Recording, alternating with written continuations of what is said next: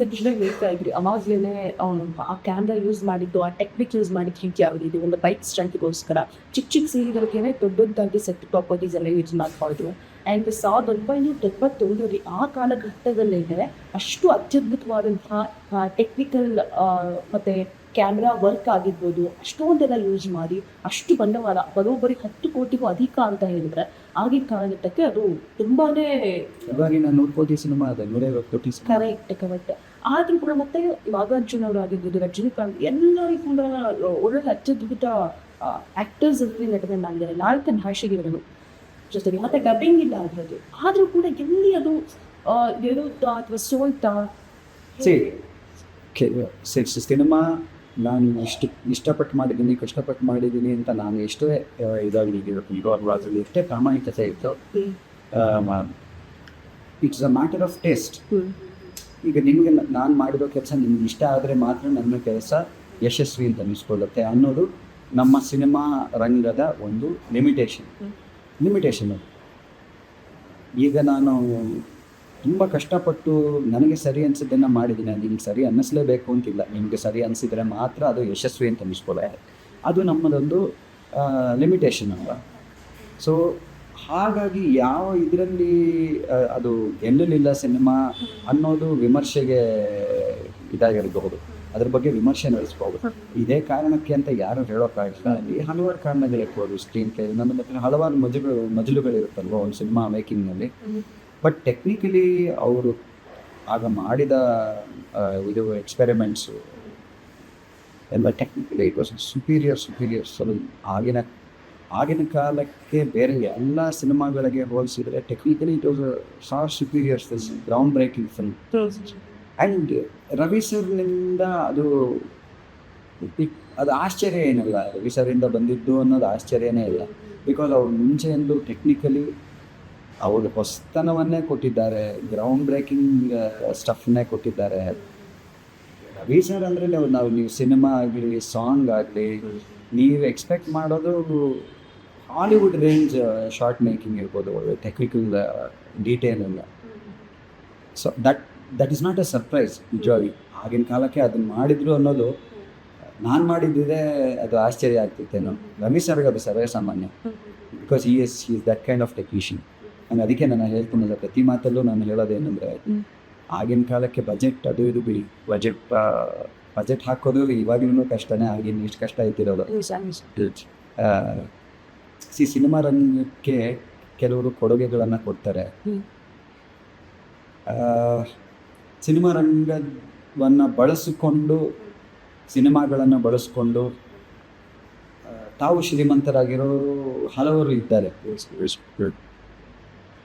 Cinema ರಂಗವನ್ನು ತಮ್ಮ ಕೊಡುಗೆಗಳಿಂದ ಶ್ರೀಮಂತರಾಗಿ ಮಾಡಿಸಿರೋರಲ್ಲಿ ಕೆಲವರು ಅನ್ನೋದ್ರಲ್ಲಿ ಮುಂಚೂಣಿಯಲ್ಲಿ ನಂಬರ್. ಆ ಕಾರಣಕ್ಕೆ ನಮ್ಗೆ ಅವ್ರ ಬಗ್ಗೆ ತುಂಬ ಗೌರವ. ನಮ್ಮ ಚಿತ್ರರಂಗವನ್ನು ಅವರು ಶ್ರೀಮಂತವಾಗಿ ಮಾಡಿದ್ದಾರೆ. ಅವ್ರ ಕೊಡುಗೆಗಳನ್ನ ಅವ್ರ ಸಿನಿಮಾಗಳು ಕೊಟ್ಟಿರೋ ಟೆಕ್ನಿಕ್ಸ್ ಯೂಸ್ ಮಾಡಿರೋದು ಅವರು ಜನರನ್ನು ನೋಡ್ಕೊಳ್ತಾ ಇದ್ದಿದ್ದು.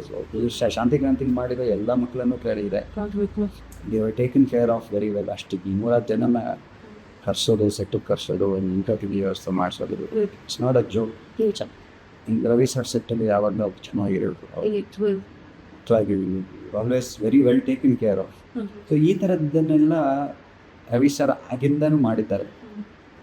ಹಾಗಾಗಿ ಅವ್ರ ಬಗ್ಗೆ ಪ್ರೀತಿ ಜಾಸ್ತಿ. ಅವ್ರು ಯಾವತ್ತೂ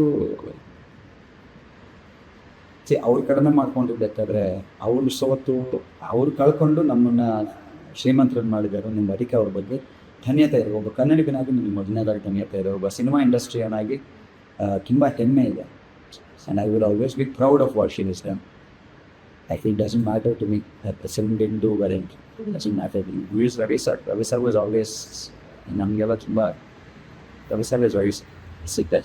ಆ ಸಮಯದಲ್ಲಿ ಒಂದಷ್ಟು ಸಮಸ್ಯೆಗಳಾಯಿತು ಅವರಿಗೆ ಒಂದು ಬಿಕಾಸ್ ಆವಾಗೆಲ್ಲ ತುಂಬ ಏನಂದರೆ ಅಷ್ಟಾಗಿ ಅದ್ರ ಬಗ್ಗೆ ನೋಡಿರದೇ ಇರೋದ್ರಿಂದ ಮಾತಾಡೋಕ್ಕೂ ಕೂಡ ಕಷ್ಟ ಆಗುತ್ತೆ. ಬಿಕಾಸ್ ಏನು ಹೇಳಿರುತ್ತೆ ಗಾಳಿ ಮಾತುಗಳಾಗಿರ್ಬೋದು, ನಾವು ಸಿಕ್ಕಿರುವಂಥ ಮಾಹಿತಿ ಪ್ರಕಾರ ಒಂದಷ್ಟು ಪ್ರೊಟೆಸ್ಟ್ಗಳಾಗುತ್ತೆ, ರವಿಚಂದ್ರನ್ ಅವರ ಒಂದು ಹೆಸರೆಲ್ಲ ಹಾಳು ಮಾಡುವಂಥ ಕೆಲಸಗಳಾಗುತ್ತೆ. ಸೊ ಅದೆಲ್ಲವೂ ಕೂಡ ಸಿನಿಮಾ ಹೊರ್ತಾ ಬಿಟ್ಟು ಅನ್ನುವಂಥ ಒಂದಷ್ಟು ಚರ್ಚೆಗಳು. ಆಗ ನಾನು ಇದೆಲ್ಲ ನೋಡಿದಾಗ ನಾನು ತುಂಬ ಚಿಕ್ಕವನು, ನಾನು ವಯಸ್ಸಿದ್ದೆ ಅವರದ್ದು ಏನು ವಯಸ್ಸಿದ್ದೆ ಅವರು. ಸೊ ಇದನ್ನೆಲ್ಲ ಅರ್ಥ ಮಾಡ್ಕೊಳ್ಳೋ ಶಕ್ತಿ ನನಗಿರಲಿಲ್ಲ, ಅಷ್ಟೊಂದು ಅರಿವು ಇರಲಿಲ್ಲ, ತಿಳುವಳಿಕೆನೂ ಇರಲಿಲ್ಲ. ಈಗ ಅದೆಲ್ಲ ನಡೆದುಕೊಂಡು ಘಟನೆ ಆಗಿರೋದ್ರಿಂದ ನನ್ನ ಬಗ್ಗೆ ನಮಗೆ ಅದ್ರ ಬಗ್ಗೆ ಅರ್ಥ ತಿಳುವಳಿಕೆ ಎತ್ಕೊಂಡು ಮಾತನಾಡೋದಕ್ಕೆ ತಪ್ಪಾಗುತ್ತೆ. ಬಟ್ ಒಂದು ಸಿನಿಮಾದ ಯಶಸ್ಸಿಗೆ ಹೇಗೆ ನೂರಾರು ಕಾರಣಗಳು ಇರ್ತವೆ. ಒಂದು ಸಿನಿಮಾ ಯಶಸ್ವಿ ಆಗಲಿಲ್ಲ ಅನ್ನೋದಕ್ಕೂ ನೂರಾರು ಕಾರಣಗಳಿರುತ್ತೆ. ಅದರಲ್ಲಿ ಇದು ಒಂದು ಇದ್ದಿತ್ತು. ಹುನ್ನಾರ ನಡೀತಾ ಏನೋ ಗೊತ್ತಿಲ್ಲ, ನನಗೂ ಗೊತ್ತಿಲ್ಲ, ಅದ್ರ ಬಗ್ಗೆ ಮಾತನಾಡೋಕ್ಕಾಗಲ್ಲ. ಬಟ್ ಈ ಥರ ಒಂದು ಸಿನಿಮಾ ಅದು ಗೆದ್ದಿದ್ದಿದ್ರೆ ಐ ಥಿಂಕ್ ತುಂಬ ಚೆನ್ನಾಗಿರೋದು. ಗೆಲ್ಲಿಲ್ಲ ಅನ್ನೋದು ಒಂದು ವಿಷಾದದ ವಿಷಯ ಅಷ್ಟೇ. ಸರ್, ಜೂಲಿ ಚಾವ್ಲಾ ಅವ್ರನ್ನ ಮೀಟ್ ಮಾಡಿದ್ರಿ ಅಂತ ಹೇಳಿದ್ರಿ ರೀಸೆಂಟ್ಲಿ ಬಾಂಬೆಲ್ಲಿ ಅಂತ. ಇಲ್ಲ, ರೀಸೆಂಟ್ಲಿ ಇಲ್ಲ, ತುಂಬ ವರ್ಷ ಆಯಿತು, 20 ಇಯರ್ಸ್ಗಿಂತ ಜಾಸ್ತಿ ಆಯಿತು. ನಾನು ಸಿನಿಮಾ ಇಂಡಸ್ಟ್ರಿಗೆ ಬಂದಿರಲಿಲ್ಲ ಅವಾಗಿನ. Just happen to meet her. She was working, ಅವರು ಪ್ರೊಡ್ಯೂಸ್ ಮಾಡ್ತಾ ಇದ್ದಿದ್ದು ಸಿನಿಮಾ ಒಂದು ಏನಾದ್ರು ಆ ಇದರಲ್ಲಿ I just happen to meet her. ಸಿಗ ರಜನಿಕಾಂತ್ ಅವ್ರನ್ನ ಭೇಟಿ ಮಾಡಿಕೊಳ್ಳಿ. ರಜನಿಕಾಂತ್ ಸರ್ ನಾನು ನಮ್ಮ ಅಮೃತ ಮಹೋತ್ಸವ ಫಂಕ್ಷನಿಗೆ ಬಂದಿದ್ದಾಗೆ ಲಾಸ್ಟ್ ವೀಕ್ ಮಾಡ್ಬೋದು. ಅದೊಂದು ಆಸೆ ಇದೆ. ಬಟ್ ಏನಂದರೆ ನಮಗೆಲ್ಲ ಅವ್ರ ಬಗ್ಗೆ ತುಂಬ ಗೌರವ ಜಾಸ್ತಿ ಇದೆ, ಗೌರವ ಇದೆ. ಕೆಲವೊಂದು ವಿಷಯದಲ್ಲಿ ಭಕ್ತಿ ಅನ್ನೋಷ್ಟು ಗೌರವ ಇರುತ್ತೆ. ಅವ್ರ ಜೊತೆಗೆಲ್ಲ 1 ಸರ್ತಿ 2 ಸರ್ತಿ 3 ಸರ್ತಿ ಮೀಟ್ ಮಾಡಿದ್ದೀವಿ, ಅವ್ರ ಜೊತೆಗೆ ಮಾತನಾಡಿದ್ದೀವಿ ಅನ್ನೋದೇ ಒಂದು ಖುಷಿ ಇರುತ್ತೆ. ಅದು ಪದೇ ಪದೇ ಮೀಟ್ ಮಾಡಬೇಕು ಅನ್ನೋ ಆಸೆ ಇದ್ದೇ ಇರುತ್ತೆ. ಬಟ್ ಅದಕ್ಕೆ ಸಮಯ ಆಗಲಿ ಸಂದರ್ಭ ಆಗಲಿ ಬಂದಿಲ್ಲ.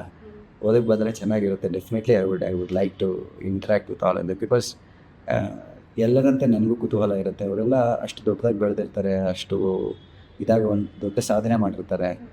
ಅಂಥವ್ರ ಮನಸ್ಸಲ್ಲಿ ಏನಿರುತ್ತೆ ಅಂತ ತಿಳ್ಕೊಳ್ಬೇಕು, ಅವ್ರು ಎಂಥ ವ್ಯಕ್ತಿತ್ವ ಅಂತ ತಿಳ್ಕೊಳ್ಬೇಕು ಅನ್ನೋದು ನಮಗೂ ಇರುತ್ತೆ. ಬಿಕಾಸ್ ನಾವು ಎಲ್ಲೋ ಒಂದು ಕಡೆ ಅವರು ಸಾವಿರಾರು ಹೆಜ್ಜೆ ನಡೆದು ಬಂದಿರೋದ್ರಲ್ಲಿ ಮೊದಲನೇ ಹೆಜ್ಜೆ ನಾವು ಇಳ್ತಾ ಇರ್ತೀವಿ. ಈ ಮಟ್ಟಕ್ಕೆ ಬೆಳಿಬೇಕು ಅಂದರೆ ಹೇಗೆ ಥಿಂಕ್ ಮಾಡ್ತಾರೆ, ಹೇಗೆ ಬಿಹೇವ್ ಮಾಡ್ತಾರೆ ಅನ್ನೋದು ನನಗೂ ಒಂದು ಕಲ್ತ್ಕೊಳ್ಳೋ ಆಸೆ ಇದೆ. ಸೊ ಆ ಇದರಲ್ಲಿ ಮೀಟ್ ಮಾಡಬೇಕು ಅನ್ನೋ ಆಸೆ ಇದೆ. But I haven't met him. ಆ ಫಂಕ್ಷನ್ನಲ್ಲಿ ಲಾಸ್ಟ್ ಮೀಟ್ ಮಾಡಿದ್ವಿ. ಆ್ಯಂಡ್ ಅದ್ರ ನಂತರ ನಾನು ಸಿನಿಮಾ ಸ್ವಲ್ಪ ಶೋ. ಸೊ ಈಗ ಅವಕಾಶ ಅಂತ ಸಿಕ್ಕಿಲ್ಲ.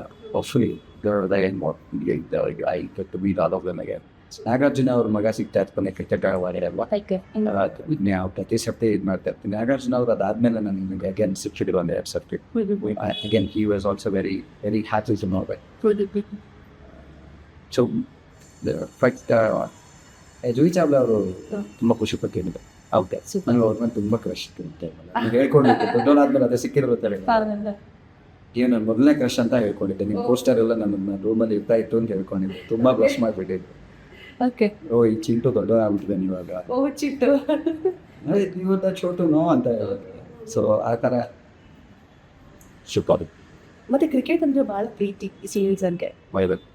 ರೀಸೆಂಟ್ಲಿ ಯಾವುದೋ ಟ್ರೋಫಿ ತಗೊಂಡಿದ್ದು ನೋಡಿದೆ ಸೀಸನ್ ಫಸ್ಟ್ ಐ ಥಿಂಕ್. ನಮ್ಮ ಸಮೃದ್ಧಿ ಮಂಜುನಾಥ್ ಅವರು ಮುಳುಬಾಗ್ಲಿ ಎಮ್ಮೆಲೆ ಅಷ್ಟು ನಮ್ಮ ಸಾಯಿಗೆ ಪ್ರೊಡ್ಯೂಸರ್, ಅವರು ಏರ್ಪಡಿಸಿದ ಒಂದು ಟೂರ್ನಮೆಂಟ್ ಇಂಡಸ್ಟ್ರಿಗೆ ಅಂತ ಮಾಡಿತ್ತು. ಅದರಲ್ಲಿ ನನ್ನ ಕ್ಯಾಪ್ಟನ್ಸಿಯಲ್ಲಿ ನಾವು ಗೆದ್ವಿ ನಮ್ಮ ಟೀಮ್. ಖುಷಿ.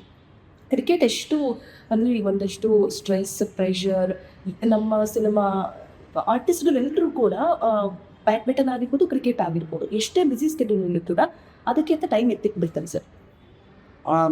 ಅಂದರೆ ಒಂದು ಫಿಟ್ನೆಸ್ಗೆ ಅಂತಲೇ ಹೆಲ್ಪ್ ಆಗಿತ್ತು. ಸಿಂಪಲ್ ಅದಕ್ಕೆ ಇನ್ನೇನಿಲ್ಲ ಅಂದರೂ ಫಿಟ್ನೆಸ್ ಸಿಗುತ್ತೆ. ಆ್ಯಂಡ್ ದಿನನಿತ್ಯದ ಒತ್ತಡ, ಕೆಲಸದ ಒತ್ತಡಗಳಲ್ಲಿ ಅದೊಂದು ನಮಗೆ ಸ್ಟ್ರೆಸ್ ಬಸ್ಟರ್. ಈ ಹೆಣ್ಮಕ್ಳು ಜನರಲೈಸ್ ಮಾಡ್ತಿದ್ದೀನಿ ಅಂತ ಹೇಳ್ತೇನೆ. ಹೆಣ್ಮಕ್ಳಿಗೆ ಶಾಪಿಂಗ್ ಹೋದ್ರೆ ಹೇಗೆ ಸ್ಟ್ರೆಸ್ ಬಸ್ಟರ್ ಅಂತೀರೋ, ಈಗ ಏನಾದರೂ ಕೊಡಬೇಕು ಅಂತಲೇ ಇಲ್ಲ, ವಿಂಡೋ ಶಾಪಿಂಗ್ಗೆ ಅಂತ ಸುಮ್ಮನೆ ನೀವು ನಿಮ್ಮ ಫ್ರೆಂಡ್ಸ್ ಹೋಗ್ತೀರಿ ತಾನೆ. ನಿಜ ಇದೆ. ಯಾಕೆ ಖುಷಿ ಆಗುತ್ತೆ, ತಗೊಳ್ಬೇಕು ಅಂತ ಏನಿಲ್ಲ, ಮಾತಾಡೋಕ್ಕೆ ಇದು ಮಾಡೋಕ್ಕೆ. ಆ ಥರ ಕ್ರಿಕೆಟು ಈ ಒಟ್ಟಿಗೆ ಸೇರಿ ಆಟ ಆಡೋದು ಅಂದರೆ ಗಂಡ್ಮಕ್ಳು ಒಂಥರ ಸ್ಟ್ರೆಸ್ ಬಸ್ಟರ್ ಅಲ್ವಾ. ಇನ್ನೊಂದು, ಈಗ ನಾವು ನಟರು ಎಲ್ಲ ಒಟ್ಟಿಗೆ ಸೇರಿಸ್ತೀವಿ, ಟೆಕ್ನಿಷಿಯನ್ಸ್ ಒಟ್ಟಿಗೆ ಸೇರ್ತೀವಿ, ಸಿನಿಮಾ ಜರ್ನಲಿಸ್ಟ್ಸ್ ಅವೆಲ್ಲ ಸಿಗ್ತೀವಿ, ನಿಮ್ಮ ಸ್ನೇಹಿತರ ಹಲವಾರು ಜನ ಆಡ್ತಾರೆ ನಮ್ಮ ಜೊತೆಗೆ. ಸೊ ನಾವೆಲ್ಲ ಒಟ್ಟಿಗೆ ಸೇರಿದಾಗ ಒಂದು ಹೆಲ್ತಿ ಆಗಿರೋ ಟಾಕ್ಗಳು ಬರುತ್ತೆ. ಡಿಸ್ಟೆನ್ಸ್ ಅನ್ನೋದು ಇರುತ್ತಲ್ಲ, ಒಂದು ಡಿಸ್ಟೆನ್ಸ್ ಇರುತ್ತೆ, ಅದು ಕಡಿಮೆ ಆಗುತ್ತೆ. ಒಟ್ಟಿಗೆ ಆಡಿದಾಗ. ಸೊ ನಾವು ಎಷ್ಟೋ ಜನರಿಗೆ ನಾವು ಹತ್ತಿರವಾಗಿದ್ದೀವಿ, ಎಷ್ಟೋ ಜನರು ನಮಗೆ ಹತ್ತಿರವಾಗಿದ್ದಾರೆ. ಕೆಲವರಿಗೆ ಒಂದಿರುತ್ತೆ, ಇರೋಣಪ್ಪ ಅಂತ. ಜೊತೆಗೆ ಆಡುವಾಗ ಅದು ಇಟ್ಕೊಳಕ್ಕಾಗಲ್ಲ. ಜೊತೆಗೆ ಆಡಿದ ನಂತರ ಆ ಡಿಸ್ಟೆನ್ಸ್ ಮೇಂಟೈನ್ ಮಾಡೋದಕ್ಕೆ ಆಗಲ್ಲ, ಬಾಂಡಿಂಗ್ ಲೆವೆಲ್ ಬೇರೆ ಆಗುತ್ತೆ. ಸೊ ಆ ರೀತಿ ಆದಾಗ ಅದು ಚಿತ್ರರಂಗವನ್ನು ಹತ್ತಿರಕ್ಕೆ ತಂದಿದೆ ಈ ಥರ ಕ್ರಿಕೆಟ್ ಟೂರ್ನಮೆಂಟ್ಸ್ ಅಂತ ನನಗೆ ಅನ್ಸುತ್ತೆ. ಆ್ಯಂಡ್ ಕೊಲಾಬ್ರೇಟ್ ಮಾಡೋದಕ್ಕೆ ಎಷ್ಟೋ ಜನ ಈಗ ನಾನು ಈ ಥರದ್ದು ಮಾಡ್ತಾ ಇದ್ದೀನಿ, ನೀನೇನು ಮಾಡ್ತಾ ಇದ್ದಿ ಅಂತ ಕೇಳೋರು ಇರ್ತಾರೆ. ನನಗೆ ಕೆಲಸ ಕೊಡಮ್ಮ ಅಂತ ಕೇಳೋರು ಇರ್ತಾರೆ, ಯಾರೇ ಇರ್ಬೋದು. ನಾನು ಈ ಥರದ್ದೇನೋ ಅಂದ್ಕೊಂಡಿದ್ದೀನಿ, ವಾಟ್ ಡು ಯು ಥಿಂಕ್ ಅನ್ನೋರು. ಇದಾಗಲ್ಲ ಗುರು, ಇದು ಚೆನ್ನಾಗಿರಲ್ಲ, ಮಾಡಬೇಡ, ಕೈ ಸುಟ್ಕೋತೀಯ ಅಂತ ಹೇಳೋರು, ಅಥವಾ ಇದು ಮಾಡಮ್ಮ ಸಖತ್ತಾಗಿರುತ್ತೆ ಅನ್ನೋರು ಯಾರಾದರೂ ಸಿಗ್ತಾರೆ. ನಾವು sometimes 10 heads are better than 1, 100% ಅಲ್ವಾ ನೀವು. ಸೊ ಆ ರೀತಿಯಲ್ಲಿ ನೋಡಿದಾಗ ಚಿತ್ರರಂಗ ಅನ್ನೋದೇ ಒಂದು ಕೋಆಪರೇಟಿವ್ ಸೊಸೈಟಿ ಆಗಿರೋದ್ರಿಂದ, ಕೋಆಪರೇಟ್ ಮಾಡಿದ್ರೆ ನೀವು ನನಗೆ ಸಹಕಾರ ನೀಡಿದ್ರಿಂದ ನನ್ನ ಕೆಲಸ ಆಗೋಕ್ಕೆ ಸಾಧ್ಯ ಅನ್ನೋವಂಥದ್ದು ಇದ್ದಾಗ ಅದು ಸ್ನೇಹದಿಂದ ಮುಂದುವರೆ ತುಂಬ ಒಳ್ಳೆಯದು.